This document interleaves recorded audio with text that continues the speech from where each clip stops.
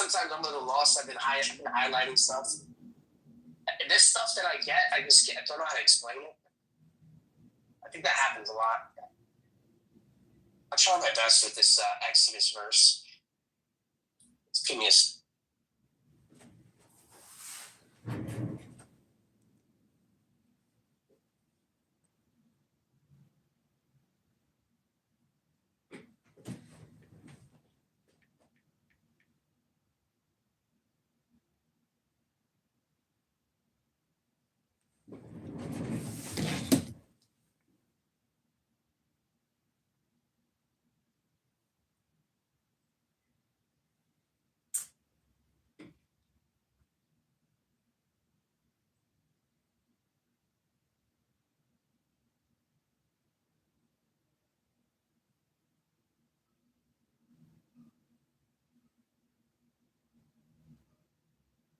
Yeah, they blamed you guys for modalism once you guys denied the two powers. That's pretty funny. Yeah, let me get my glasses. Fuck, I'm getting old, man. You're not like Moses. Moses' eyes never dim, bro. Spend that time in front of the sun. Tell me about it.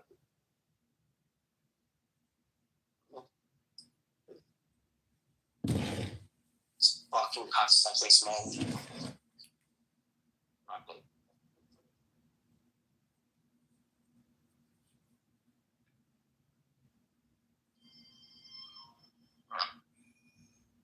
I love my job. Sometimes I fucking hate my job. I just hate the fucking white people. Yeah. I literally do. Oye, ¿viste mi silla? No. Yo, ese fucking puto blanquito me lo cogió, man. Para hacerle maldades. Yeah, siempre está haciendo eso, man. Odio ese fucking pendejo, man. Que se cague su madre ese pendejo también. Fuck your asshole.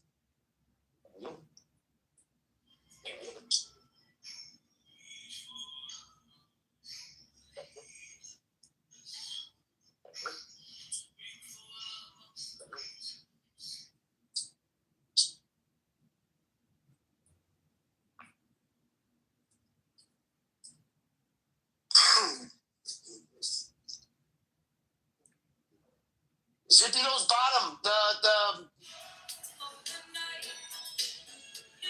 the bottom ones. So I'm gonna make pretend to work. All right, let me read this real quick.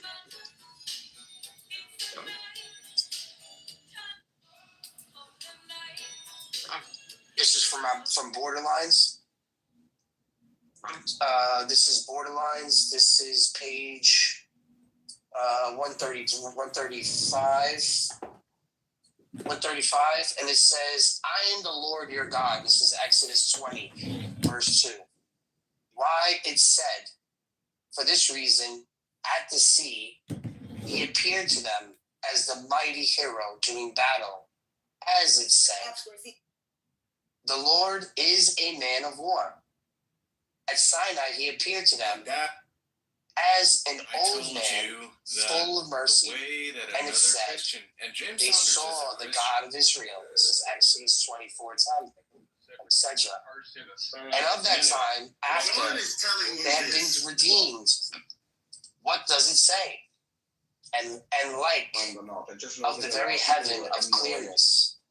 Again, it says. Yeah, even people said yesterday, this is not the day to be doing all this shit. You know, like a lot of people was very rattled and it was Hanukkah and whatever, and they just didn't feel like it. No, exactly. No, it's not drama. It would be a drama if they would remove someone normal, but that is not drama. That's like a dog bites a man. It's not a story. Well, I don't know because I haven't been. Oh shit! Hold on. I haven't been today around. And I just found a message of Pepe, and I was like, okay, there must have been some drama. He's around here, somebody bitch. Like he was like, this is Isha's room. You're not allowed to do this. Isha would never allow this. And they're like, bye. Well, I mean, like when I'm not there, it's your room or anybody of the admin's room. You know, And he's like, it's our room. No, It's not. It's our room. It's not my room. No, but I also didn't care. You know, there were like, I don't know, like 12 mods. You know. Of course. And someone putting down like, who did it? Who did it? And who did it? When that time, like, who did it? Like, I was never allowed. I never take down people down. Like, and then someone took him down again. People actually did fine, to be honest. Let me see. What's the name? Raimond. Hold on. Sorry. I don't think a troll has any like right to complain about being removed, and you know. But he always does shit. Like sometimes, like every once in a while, I find a message from Pepe, and he's like, "Oh yeah, well this happened in the room." Like, dude, just behave. Yeah, exactly. And he does the same shit. Like, so sometimes he even comes and like insults me, and then he wants me to defend him. It's like when he came into the TikTok thing, and he started cussing out the new people we met through Bibi. He met this very nice Jewish women that were teaching us how to use fucking TikTok, and they were like, okay, yeah, you sent these gifts, and they were sending us gifts and whatever. And then Pepe came in the room, and he was drunk. Cynic was saying, oh, you have to accept them. So he came in the room, he was drunk, he started calling them insults and yelling at them like a crazy woman, like, like when you yell on the horrible. He was drunk, so Bibi kicked him out of the TikTok. He went to pitch to Mikhail, to Cynic, like, oh, I was kicked out of the room, and I was with this woman. And then Pepe did a room about me, and then I here on Clubhouse. And then when I finished the TikTok thing, I came here, and somebody told me, oh, there's a room about you. Like, okay, I went in there. He was still drunk. I got on stage, and I'm like, okay, Pepe, like, are you okay? He's like, yeah, you didn't defend me on TikTok. I'm like, why would I defend you? I mean, like, you're behaving like an idiot. You're creating chaos. Why should I defend you?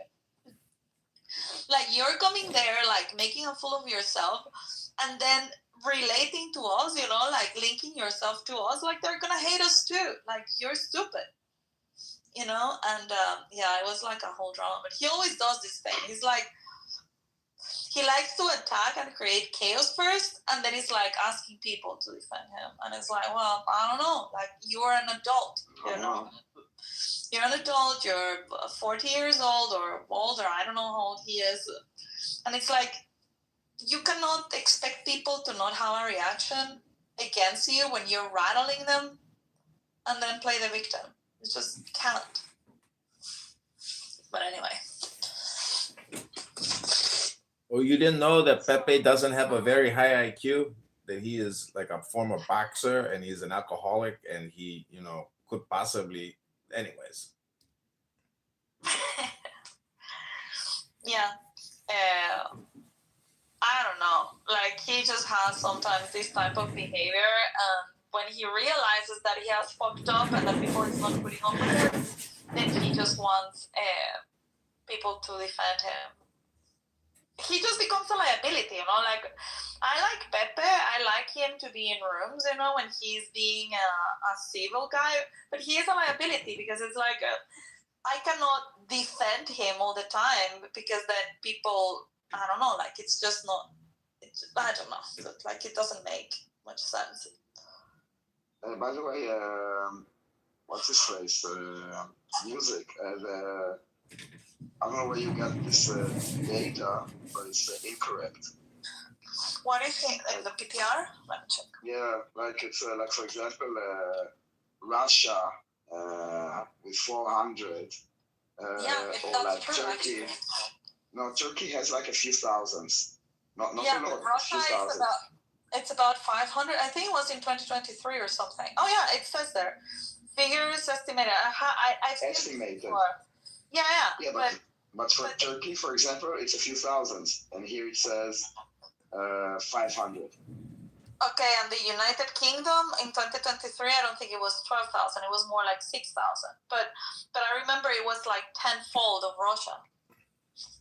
It was like 5,000 or 6,000. So yeah, you might be right. I tell you why I have this problem, because it's comparing like democracies that report and has like visibility to countries that it's like with the rape thing. You know how many rapes are in Israel compared to Gaza? Okay, in Gaza, 0, and in Israel, X amount. Okay, because we actually report it. Yeah, they're And not the fact that reporting. they don't exactly when you take someone in Iran, they don't like okay, here is like go to our website and you can see like it's not just take you on the street. PTR. Oh, I'm just checking your. You have a PTR with the Sephiroths or the Sephiroths, whatever, of Kabbalah. I just screenshotted it. Mm-hmm. Yeah, it's interesting. I've been talking to Nora. I talked to her like extensively last night, and I tried to get her to shoot an apology video for her elevator behavior. And it's like talking to a 10-year-old child who throws tantrums, and don't think I'm going to be able to get her to read a scripted apology onto YouTube, because I'm almost sure, because I was literally on Instagram last night, and sure enough, there's Nora's face pops up from the Chicago Jewish Alliance, and they're saying it's people like this. So I'm like thinking, man, if she writes a comment, a reply, she puts together a professional apology video, posts it on Meta, posts it on YouTube, posts it on TikTok, X, etc. Like, holy shit, like it could go viral, and it could maybe change, it could help her, because she's unemployed, and like she needs. But she does not apologize. She doesn't. Like, That's the problem. She won't. She's like she's too politically polarized. it will not become viral because words don't really impress us too much anymore. All the condemnation and like the letters and like the apologies and the lip service. No. You wanna, if she wants to kind of make a man, go volunteer somewhere like in a Jewish center, donate money, I don't know, write a piece for the newspaper. Not like give me a fucking apology. I don't believe it. And it will not be viral because none of us will buy it. Yeah. Not anymore. Yeah, but that's why it could. Like the day after, if it will be like the day after, like guys, I had a mental breakdown. Let's totally apologize. This is like maybe. Well, I'm just saying, because it's it can be seen as being insincere. For that alone, it could like make it go viral. I'm not saying like viral. I'm just saying like. But anyways, it's just for her. Anyways, you get the point. I'm going through your profile photos, Edmund, and you have 2 of me. One is the number 9 of 40, and the other one is the 13 of 40. How do you see it? If you click on his profile and then you start swiping, I see only the first one. Yeah, because you're following him. Ah, okay, hold on. And he needs to follow you back. Yeah, no, I didn't know this. The number 9 and the number 13. Did you do this of me? Cook for Thomas? No, that wasn't me. Red hat? Cook for Thomas. Yeah, Edmund. Well, I'm just saying, because it's. Yeah, he's like a cock is like a simp or something like that. Yeah, okay. Cook for Thomas. That's my make America great again. My MAGA hat, and you changed it for Cook for Thomas. No, I didn't change it. I saw somebody. What's the face? Are you doing like this? How do you call this? What you doing this? Somebody had that. Oh, yeah. But that is his own. That is his. That's the point. No, but I thought it was a different profile, but now I see in her picture here, it's a clash of words. What's her name? Point. Yes. I love Point. Yeah, I love Point. I think it's the best character of yours. What the fuck is going on here? Can you talk like Point, Edmund? What the fuck? Hey, Dilemma. How are you guys doing? You're good, and you? Good. You want me to talk like What's Point? going on with it? I'm so sick of talking to all these Jews on this app all the time. All they do is think about Jews. I love Point. They're never thinking about the goys. All they do is think about the Jews, and that's very selfish. And anyways, I gotta get to the television studio because I'm a famous model, and I'll be back. So what should we do with the Muslims? When he comes into the Bitcoin room with Point, they all listen to him. Where is from? Well, we're gonna I'm listen from to this Egypt, bro. I'm from Egypt. Yeah, we're gonna listen to this interview with this Egyptian that I'm sure you know. You know, Raymond Ibrahim is like, he's Coptic like me. He's my Coptic I brother. know his. We should start with the Muslim Brotherhood. Hell yeah, bro. I know he's Coptic and he's very good. I discovered him probably like 6 months ago, 10 months ago. The first time I listened Yeah, to him. he's like my third cousin. He's like my third cousin of mine. He actually sounds a little bit like you, and sounds a little bit Egyptian? like sounds a little bit like sounds a little bit like. Do you remember this guy Daniel called fucking hell? He's Nigerian, but he's also Christian. In this room. Check? No. No, he's black and he's very annoying. Mushi. No. No. Hold on. I know who you're talking about. Are you in Egypt now? No. So I'm right now in the States. But you were born in Egypt? Yeah. Born and raised. And sometimes I go back to visit. Yeah, And you also hate Israel? Oh, of course. Yeah. No, I love Israel. I hate Hamas and who some people call Palestine and all of that crap. How come you have this mindset as an Egyptian? And it's true. Because, I have talked to him before. No, I'm curious. Because Israel is fighting Hamas, which is part of the No. Muslim Brotherhood. I know this, but when we speak to Egyptians here, at least, they don't share your. Because they're Muslims. Because they're he's a Christian. I'm a Christian. I'm a Christian, right? So He's a the Christian. So yeah, what you'll find is that Egyptian Christians mostly support Israel, whereas Egyptian Muslims support the terrorists, Muslim Brotherhood and Hamas, right? Okay. Yeah, it's different. Yeah, I mean, we Christians in Egypt have been severely persecuted by the Muslim Brotherhood and by these Islamic terrorist groups, right? Yeah, they relate more to what's happening to Israel. Good to know that they still hope for Egypt. Yeah, well, I mean, there's not any Christians in Egypt. You know, but I think that the world doesn't speak enough about Muslim Brotherhood. I think that in the last 2 years that we had like discussions here, we hardly ever mentioned the Muslim Brotherhood, which is basically the root of the cancer. And Muslim Brotherhood was founded by Hassan al-Banna in Egypt, right, in the 1930s. And since then, it assassinated like dozens of people in political power and government offices, right, in Egypt. And Guy Raymond talks about it a lot. Yeah, they took power in 2012 for 1 year, from 2012 to 2013 in Egypt, when Morsi took power. He was the president of Egypt, right? He was part of the Muslim Brotherhood, and they brought the Arab Spring, no? Yeah. From 2012 up until like today. In those 10 years, they burned like 100 churches in Egypt, bombed and burned 100 churches, killed thousands and thousands of Egyptian Christians in Upper Egypt, kidnapped. There are kidnapping a lot of Coptic girls and women in Egypt, right? They're just terrible, bro. In the last decade, you say? Sorry? In the last decade? Yeah, only in the last decade, right? Like even before the last decade, they burned so many churches and killed so many people. I'm just talking only in the last 10 years. They bombed up 100 churches. So these are like big time terrorists, right? And the Hamas. Yeah, I remember all the protests in the West to save Christians in Egypt, and all the condemnations of the UN, and all the. Yeah, man, none of this happened.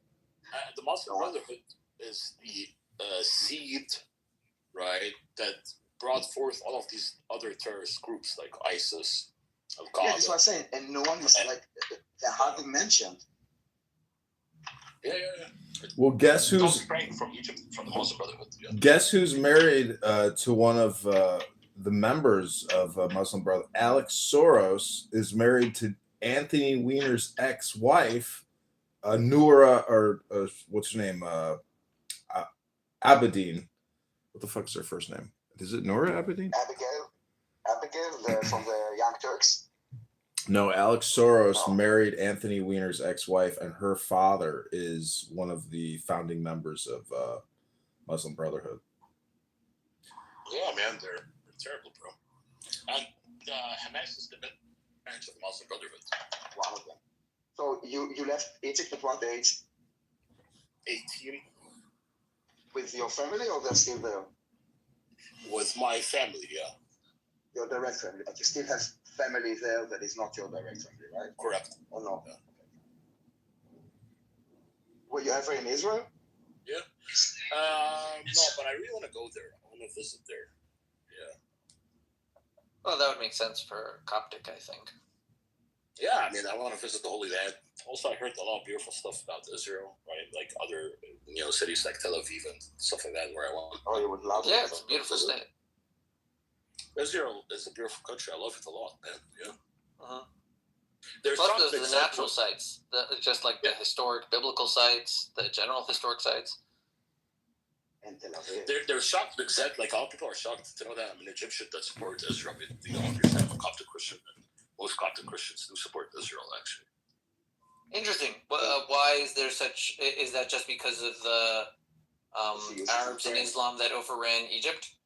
Yeah, and being part of the Muslim Brotherhood, and being like a Islamic terrorist group.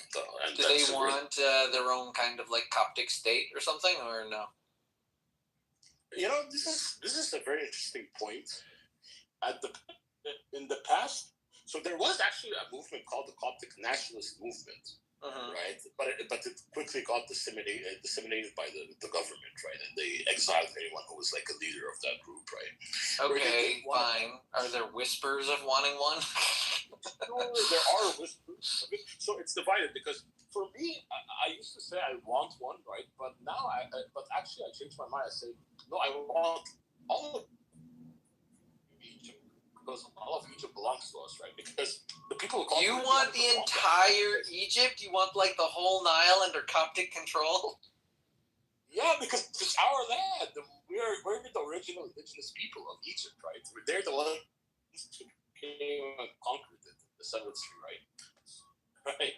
And But so like, it's our land. they're also there. Like, what do you want? An apartheid with Coptic set up as the taskmasters on the Arab servants? Gee, I've heard that song before. Except you know that the Copts, the ancient Egyptians are our ancestors, right?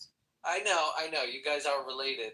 And that you're like Christians now, and also influenced by the Greeks that came in. Like, you guys have been changed a fair bit. But I'm saying, you want to push away the Arabs that live there now? No, they can live there, but they have to be under our control, yeah. Okay, back to the taskmasters. Yeah. I mean, that would be the goal. That would be the dream. I mean, of course, it's never going to happen, right? It's just like, if you're asking me what do I want as a dream, that would be Well, no, because when I say, do you want your own state, I mean, do you want to be self-sufficient as a nation or exist as a respected organization that pre-exists the state it currently needs and relies upon? Yeah, but I agree with you, except maybe like the dream that I shared with you would never happen, but maybe like the state, yeah, I would want. I'm saying your dream is incomplete. Until you're dreaming of the Coptic janitors and city planners, you have not dreamed of a Coptic state, right? Yeah. That was Herzl. Herzl really like just out of his pen, just like spat out a formed state. All the criteria, all the organizations, go appoint officers for this, that, and the other, tell them to find people for this, that, and the other, and he was done. He was done for the day. He published it, and the word was written.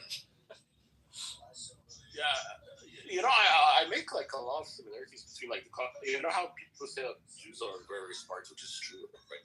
Mm-hmm. I think the Egyptians have known that for a while. Incredibly. Yeah, they've done that. Yeah, but the Copts are, and actually they've done IQ tests where they found that Copts are actually averagely smarter than the Egyptian Muslim, right? They've done that. Could be.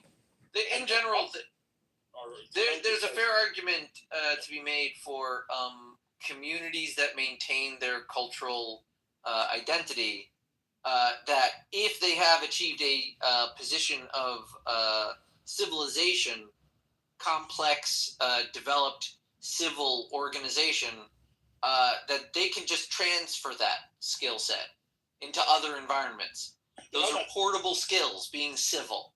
You know that the cops, for example, in Egypt, almost all the jewelry stores, right, are owned by the cops, right? The biggest family in Egypt are the billionaires, right? Are all cops. The Sawiris family, right? They own. So you think they've got enough money to pull it off? Yeah, and it's sort of like we own all the the Ministry of Finance in Egypt has always been. They always appoint the cops for that, right? So the cops have always been incredibly intelligent. They're incredibly intelligent. If you give them like a safe hole, that would be incredible, right? I always want to see that. I want to see. All right, so get like a nice little jewel of the Nile or something. Get some little delta. Well, I'm just saying. Yeah, maybe there are, by the way, villages that are all. Yeah, the Nile's a big damn river, man. Like. It makes sense. You yourself, the greater Israel wants all of Egypt, right? All of Egypt? No. The Nile, right? Don't you guys want the Nile? Up to the Nile. He's in. There's an old like. He's in denial. But the Abrahamic prophecy, like to be brought, I don't know if that's copied by like Jacob, and it could be argued that some of that portion is to go to the Arabs and the Edomites. You could also say it's a metaphor. Not many religious people who are so literal remember this thing called metaphor. Am I right? Am I right?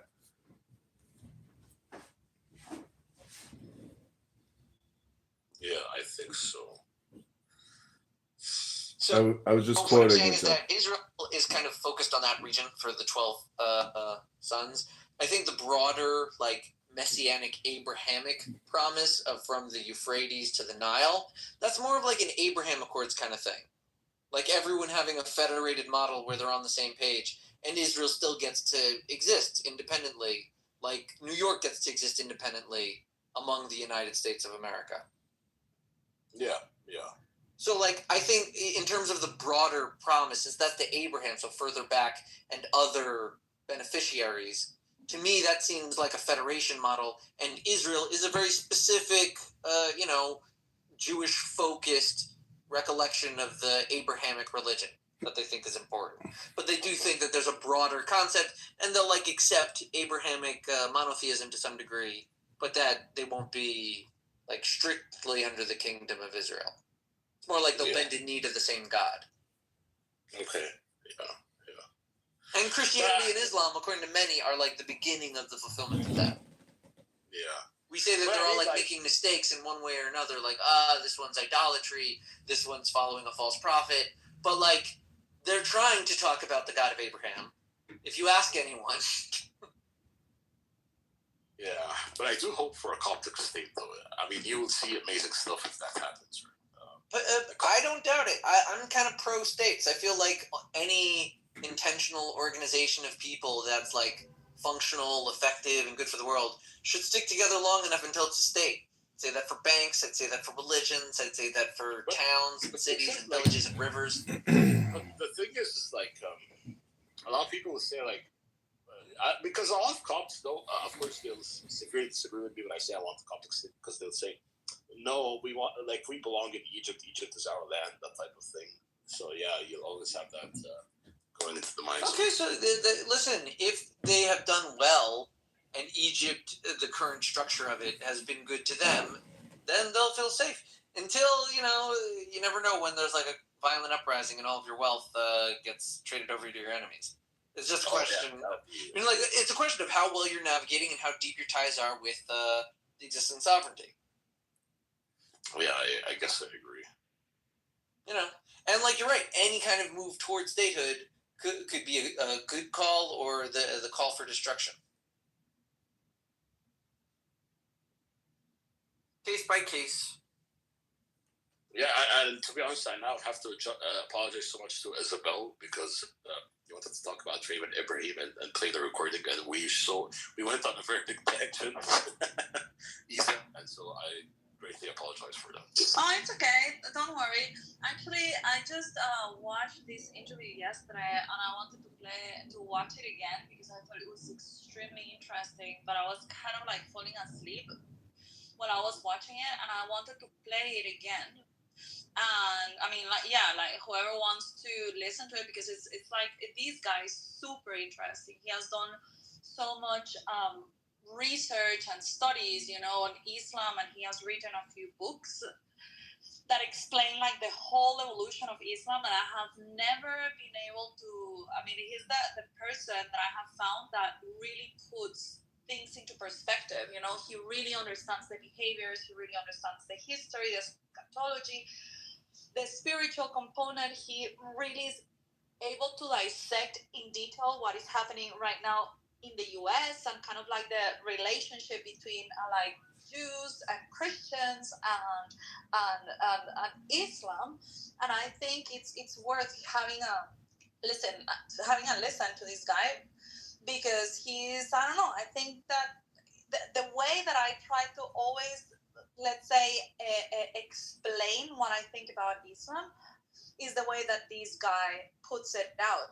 But unlike me, he does have a lot of knowledge on history and on details, and he really knows how to verbalize it. And yeah, I think just he's amazing. And yesterday they published this interview with the trigonometry guys. I really like the trigonometry guys, so the conversation is really, really worth listening to. And so I just wanted to share it with people on Clubhouse. I mean, like, of course, you don't have to listen to it, but I would love to play it here in full, the whole interview. And whoever wants to kind of like accompany the listening, maybe we can discuss later. But yeah, when are you doing it? like right now, I open the room for that. Before you started, Isa, may I just say something for 1 minute without interruption, please? Of course, yeah. Go ahead. Okay, thank you. First of all, you need to know that something like that would not really be accurate, because when I say the history of Islam, when it is said by non-Muslim, is it gonna be with the same thing if it is said by a Muslim and someone who studied? You will Please, have to. I said please no interruption, please. That's number one. Now, so each one will talk about something according to his or her perspective. Let's say, for example, why don't we make a debate about what do you think about Isa? Haters of you will say things, and lovers for you will say other things, although you are the same person. That's number one. Number two, I heard some bullshit yesterday about F Islam, F Muhammad, F Allah, and all these things. I don't think that you will like something like that about your religion, about your backgrounds, about all these things. If you're talking about violence against some specific people, and whom I mean here Jews, what about the violence that took place against the Muslims and mosques? You would say freedom of speech, you would do the same, will you act with the same? Although it is the same fucking action, same fucking violence against civilians, against innocent people. So it's not gonna be the same reaction, meaning you are not objective people. Right? Listen, why didn't you talk about the person who was Muslim and tried to prevent and stop this violence which took place 2 days you're going before? on a tangent, and we're not going to get into please a go debate ahead. right now. So, What's wrong with this guy? listen, I understand that you might feel attacked because of other people's opinion, but I mean, you're more than welcome to stay and listen to the interview. If you have got any comments, then by all means, like say it. This is an Egyptian guy that knows Islam inside and out. He has studied the history of it. He has written several books about it. He is actually very knowledgeable in my view, and he can be seen as a scholar. And he understands very well the context, and I think that he is very fair in judging these things objectively. Of course, you think it's fair because what he's saying is according to your agreements. This is a good thing about people's agency, Masri, and is that people can listen to different things and then make up their minds as they see fit according to the information they have absorbed. If you want, you're welcome to listen to him so that you see what he's saying, and then you can have an opinion whether it's true or not true. But Sorry, I don't think that have time. judging I'm sorry. someone. I really don't have time. I'm sorry. Please believe me in that. Doesn't mean that I don't want to be in your room. Okay, then just take the I link like and you, go Aisha, you listen. know that. Okay? Take the But link. at the same time, Take the link. It is on the how top. could you please? Why don't you listen to the same people who are talking about Islam with love or with good? Why don't you listen about the people who converted to Islam, whether they were atheists, Jewish, or Christians? Listen, If you I are don't care. fair and looking for fairness, as you say, I believe that you should do that. Okay, fine. I will play this. If you don't like it, you're welcome to leave. If you want to join us and share it with us, you're welcome to stay. But I think that you trying to say that something is objective or not objective before you listen to it, I don't think it. Hey, Issa, I'm sorry, but I just don't have time for this right now. So, anyways, Okay. but thank you very little. Goodbye. Yeah, if someone doesn't want to listen, they don't have to listen. I don't understand what's the issue. I don't know. If you don't want to listen to it, you don't have to stay. It's okay. Yeah. Anyway, so I'm just gonna let me just see Daniel because he wanted to listen to it. Oh, Daniel left. He's in BB's room. Yeah. Huh? He's in BB's room. In what? BB's room. Ah. He said he was gonna come back, and I said, and I asked him if I should wait a little bit for him to be here, and he said yes. I'm just telling him we're ready. Did you see what happened yesterday in Australia? It was so sad. Wait. We're ready to start playing. Okay. Yeah, because I told him like I wanted to. Are you guys okay to listen to? I mean, I'm gonna play it, but I just want to know if you are interested. I'm going to the Dead Sea Caves tomorrow, so I got a couple of hours to kill for now, and I'm going to bed. Oh, you're gonna go to the Dead Sea. Are you gonna look for new scrolls? Yes. Yes, actually, New I'm gonna go pirate for some new scrolls. Nice. Ooh, berry some. Does that sea have got any form of life? No. Like zero? Yeah, nothing can live there. It has like some interesting minerals and maybe some plankton or something, but like no fish or anything. Nothing that we would recognize as life. Okay, good. Okay. Well, so he's in Bibi's room. Wait, someone is saying you're a hater of Islam. Yeah, whatever. They can say whatever they want. By the way, Issa, would you get angry if I say that? I tell you that I'm an Islamophobe?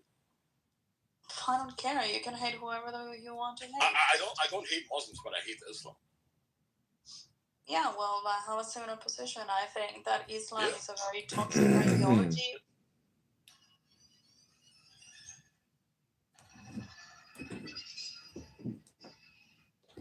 Oh, look. Okay, you got about 6 minutes. Look who's here.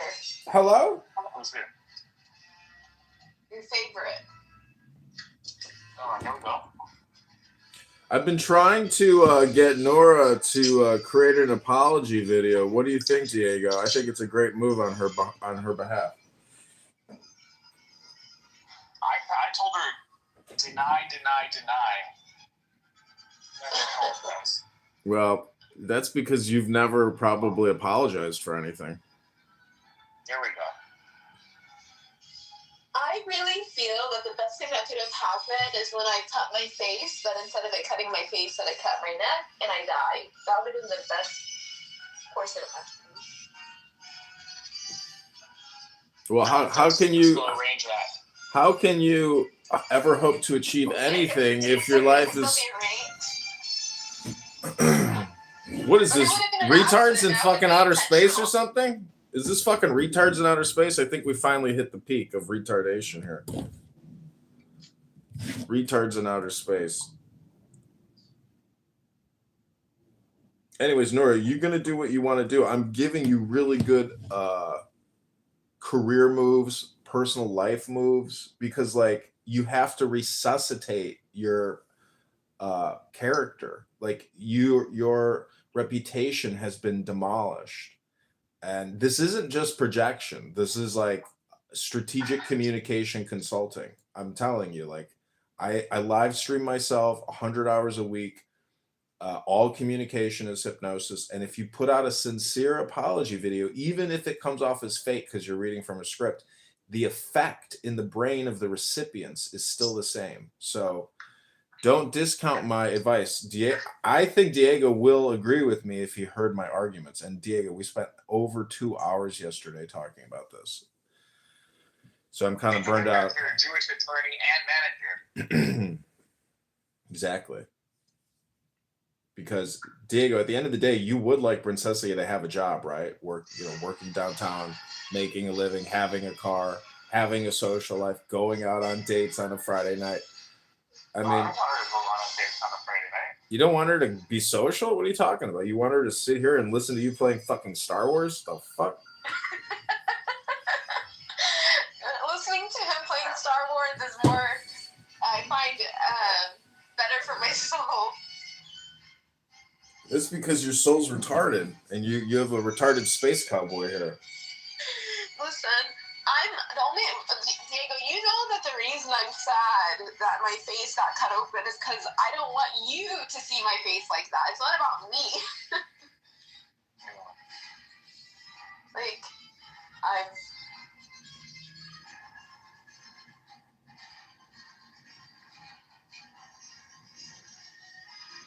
You know, music, how girls like will go out with guys just to get a free meal, just to get like food. I can't do stuff like that. That's just never been in my repertoire. I just am not like that. I cannot hang out with you if I do not like you. Yeah, well, most people don't want to hang out with somebody that they don't like. No, girls are willing to go on a date for like the free food. Like they say all yeah, but as soon as the meal is over, they're ready to splits.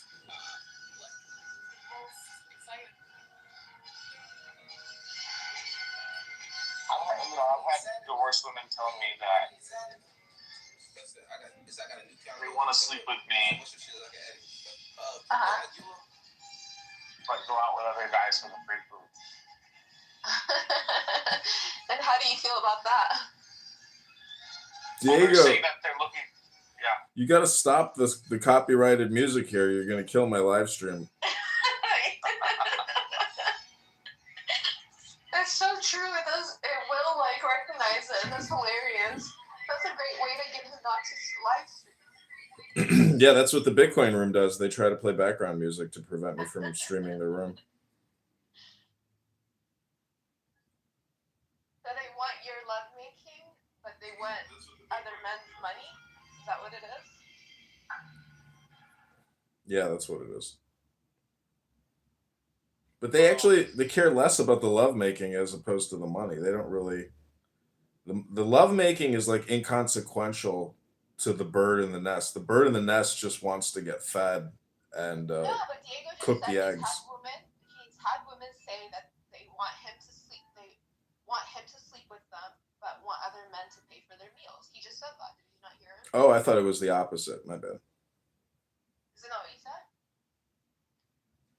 Because they're dating, they're looking for another husband, but they have needs, physical needs.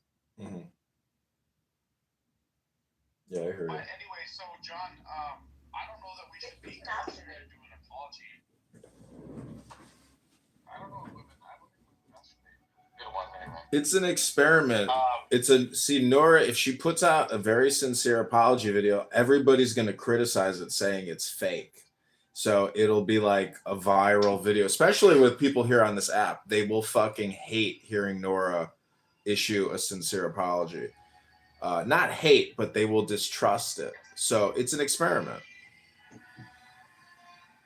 But what I'm saying, John, is that she doesn't even understand what character trait descriptions are yet. Well, anyways, I'm gonna have to bounce. I can't play this copyrighted Spielberg music. I apologize. See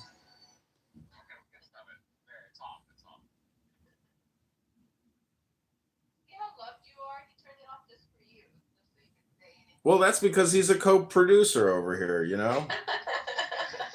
And he thinks he's in the running for anti-Semite of the year. The guy is fucking... John, like I said, if I did not have this thing on my face that's really making me self-conscious, I would like put on a little bit of makeup and I would do this video. At least I would make a video and send it to Diego and see what he thinks. And if he says it's okay, I would post it. But there's no way, after I read all the comments that I read yesterday, that there's any benefit. Like, people hate me no matter what. I know, but this is the point. That's the point. That's okay. You're gonna get mocked. Believe me, I know. Every single comment is "you bald asshole." Believe me, mockery is part of communication. Mockery. You're making my wrinkles show. Mockery comes with the video, but I'm just telling you, like, see, Diego, I was on Instagram yesterday, and sure enough, look at my PTR. Look at my PTR. That's Nora on my feed in 2025 in December, still showing up. Her video gets millions and millions all around the world. And so she's floating. People know who she is. And so what I'm saying is, if she released a professional, in a business-like way video of a succinct and sincere apology, it would really help her life. It would help her psychology, because even if people leave mockery comments, that's still her verifying her existence, her identity, that people will gossip and lashon hara her and attack her. That gives her the truth, you know, like, people are nasty, but she's trying to be a professional and to be polite. This is what I would call She's nasty too. Yeah, she's nasty too, but I would call this reintroducing nice Nora back into polite society. That's the strategy. Because again, polite society is the goal here. She has been excommunicated from polite society. She can't get a job because of that video. I'm gonna help you, but first, let's do the building blocks. Go ahead, Nora. Read to him what happened. Okay, hold on. I was putting on eyeliner to try to feel a little bit better. I feel pretty, oh so pretty. You guys are also live, by the way, in the Ride Corey Bank. I'm making a deposit here. Where do you want Is me to start? that copyrighted music? I apologize. It's his voice. There you go. Diego, where do you want me to read from? Because you already read most of this. From the top of it. He hasn't heard it. Okay. Oh, good. I found a good mall. Thank God. Oh. I'm putting on my liquid eyeliner. Okay. That say there's no coercion, which means there's no, literally, yeah, you can't be coerced in matters of religion. And like I said, you have your religion, I have mine. So he was preaching that when he was weak and outnumbered, because he had. And if so, tell me what it means when a person describes the character of another person. A single year can be sufficient to describe an aspect of a person's character depending on the nature, consistency, and context of the conduct observed during that period. Character is not a snapshot of isolated acts, but an inference drawn from patterns of behavior or conduct over years, repeated, voluntary, and responsive to similar circumstances. It may be reasonably treated as probative of character. By contrast, where the year reflects atypical stressors, transient rules, or constrained circumstances, its descriptive value is limited. When a person describes the character of another, they are making a generalized attribution about the person's enduring traits, such as honesty, reliability, judgment, or temperament. Based on observed behavior over time, this is an act of abstraction. Specific actions are aggregated and translated into a claim about how that person is likely to act in the future or across situations. Such descriptions are inherently normative and probabilistic, not factual in the sense of discrete events, and their reliability depends on the observer's proximity, duration of the observation, the stability of the conditions under which the conduct occurred. Now Diego says, now explain to me briefly why it is important to employ significant events throughout a year as a way of determining or describing someone's character, as opposed to using mundane, uneventful situations in everyday life to describe the person's character. Slow down. Learn how to read, please. I don't know if John is John following. Okay. I am here. I am listening. And as you said, she is reading rather fast, but this is not an apology. See, Nora, I'm done, consulting on this. I've really given you my best work, and I don't think you've taken any notes. I don't think you even remember what I said to you. And this is not business professional. Diego is a businessman, and you are not being like a good secretary, aka a businesswoman. So I can only go so far with you before I have to say goodbye. See what I'm talking about? This is what I'm talking about. This is the disrespect. She can't help herself. She's compelled by it. Don't me. How are you disrespectful right now? Because I read too fast? All of it. I don't know, Diego. I love you even if you're mean to me. I'm the mean one. This is how they turn it around, John. She's actually disrespecting you and me, but we're the mean Well, ones. see, the thing is, this isn't. I would never disrespect you, Diego, and I don't feel like I'm disrespecting music. Yeah, right this now. isn't like attack Nora. This is more like, what's John's optimal decision-making process here? Do I continue to listen? Do I go on about my life and say, these are just voices on a fucking cell phone? Like, I don't know where you live, who you are, what your real identity. I don't know anything about you. This is totally decentralized communication. But the point is, like, to attack Nora isn't even gonna, like, it's not gonna help. All we can do is try to implant neural language into her brain to hopefully say, so she can recall it. But Nora, we're trying to encourage you to take notes so you can refer to our to-do list for you. So you can say, you know what? I will do that. I will do that. I will do that. But guys, even when it was describing character, it says that it's not based on, what does it say? Character is not a snapshot of isolated acts, but an inference drawn from patterns of behavior. So what happened in New York was an isolated act, Diego. No. How many times have you been in a jail cell? Twice. Well, 3 times with New York. 3 times with New York. But see, Diego, my point, Diego, my point here is we really have to remember the video in my PTR, because that video That's what he's talking about. That's literally what Diego's talking about. I get it, but you have to understand my idea for you in terms of your communication strategy is a response video, professional, in a suit, almost as if you were submitting a video resume. Because I have personally apologized to extremely powerful people, and they wanted me back in the fold. You want me to send you to the ADL? No, I want you to post it publicly on on all your profiles, and then we're gonna start submitting it, and we're gonna get all these Jewish Instagrams. They will probably post it, because if you post a very sincere message and apology, to the Jewish community, they will love it, because you'll be giving them the content that they're looking for, which is contentment. Contentment, Princessa. Hold on. You can say the word with me. Contentment. Say it. Contentment. Contentment. Listen, What does contentment mean? They don't care about my people. Stay focused here. Stay focused here. She doesn't want to put in the hard work. She doesn't want to put in any fucking work. She wants to come on here and do no fucking work. And she confirmed it last night. She's doing nothing. She does nothing. She's all talk. But the thing is, Nora, that's okay if you want to be all talk, but you got to create videos and put them out there in a professional way. It will help you so much, because your psychology is fucked.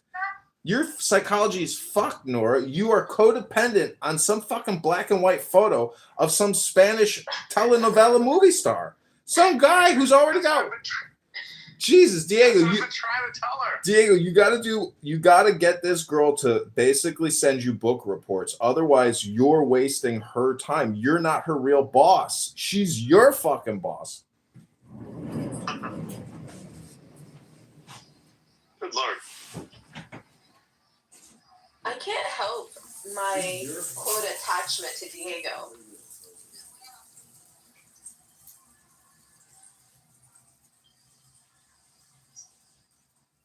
So, Luda, what's the next question in the thing? Yeah.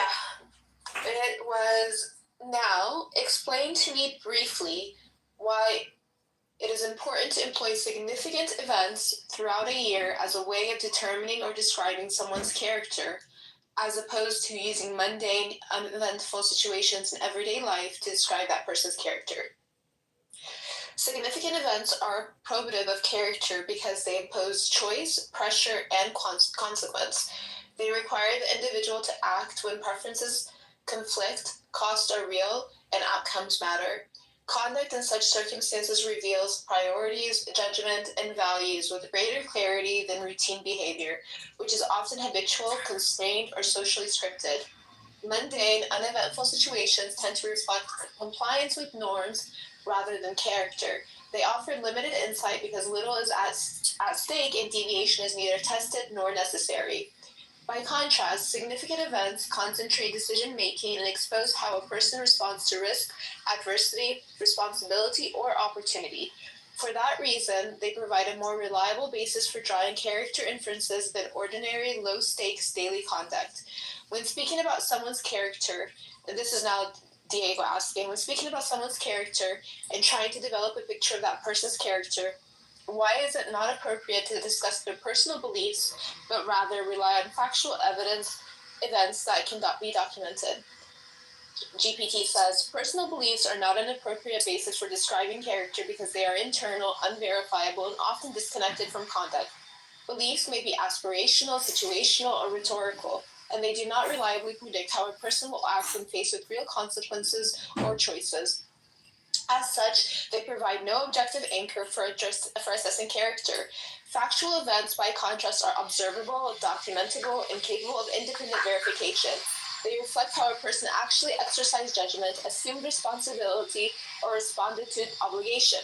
Character, as a descriptive construct, is properly inferred from conduct that's demonstrated in concrete circumstances, not from stated beliefs or self-descriptions, which may be inconsistent with behavior or influenced by self-interest, hindsight, or narrative framing. He asks, for starters, a person who's faced with significant events that are documented and turns to defenses that involve belief as a starting trait of a person's character, what insight does that give you? GPT. It suggests that a person is trying to shift the evaluation from verifiable conduct to subjective interpretation, using, quote, belief, end quote, as a starting point functions as framing device. It asks the listener to excuse, rationalize, or recast documented events through an internal narrative that cannot be independently tested. That move can indicate, 1, weak confidence that the documented facts will be viewed favorably on their terms, 2, an effort to control the characterization of intent by substituting asserted mindset for observable choices, and or 3, a preference for a persuasion by identity or ideology rather than accountability to record evidence. It is not proof of bad character by Read itself. it slower so that John can understand. Okay, it is not proof of bad character by itself, but it is meaningful as to the advocate's strategy and the reliability of the characterization being offered. He says, let's begin with the first significant event of the year for the person that we're trying to build a character description for. We will, of course, tease out more information. All right, hold on. Take a break. How much longer is this? Hello? Pretty long. It's very long. Yeah, well, I mean, it's 12:44 here. We don't have all afternoon to spend listening to you read this without actually comprehending what we're even listening to. Because to me, it just sounds like I'm not paying attention and I'm doing things over here. So You want me to go to the end, Diego? she's a good reader, Diego. What are you talking about, dude? You're the terrible reader. You're probably projecting. I wrote all the questions and I'm starting to get numb. I'm starting to not understand what the conversation. Well, then let's just take the deepest breath of the day and hold it for 10 seconds. Diego, you can insult me. You can say whatever you'd like. It's not going to change how I feel, so you can try another. Diego, you do realize you're talking with a girl who repeats herself 500 times a day. I've never met somebody. I don't do that with Diego, bro. You just did it. You just did it. You just did it. What did you just say? If I say it, I'll be repeating You myself. don't even know what the fuck you just said. I said nothing he says will change how I feel about him. Exactly. You repeat that kind of shit over and over and over and over and over. You have a toxic, codependent relationship with a fucking chat app. You know, Diego's technically at this point a fucking AI chatbot because talking to somebody over the phone, anyways, it's not real. It's just, see, what I'm saying is this is the laziest. That we once had. I hold on to the realness that we once had. Well, that's because an orgasm implants a very powerful connection. It's true. It's true. But the thing is, this is the laziest. Are you saying that Diego gave me an orgasm? I don't know if he's that good. The whole point is, this is the laziest form of conversation, and thus you are worthy of being mocked. Okay? This is so stupid and so unprofessional and so pointless. There's no business purpose to this. We're trying. It's not mean. We're trying to fucking make you a winner. We're trying to make you a player. You know that song, Girls, because girls are players too. You see what I'm saying? We don't want you to be some fucking loser here because eventually this will collapse and you'll have nothing. We're trying to help you get something out of this. Do you get it? That's why shooting your apology video is your first step. Because he is a loser. I do agree that. You're not a loser if you do what we tell you to do. Then you're a fucking winner, but you don't have the experience that we do. Diego and I have both together have a lot of experience. We're giving you communication consulting advice. If you do it, you're a winner. What makes me a winner is if Diego loves me back. That's what will make me a winner. Wait, let me hit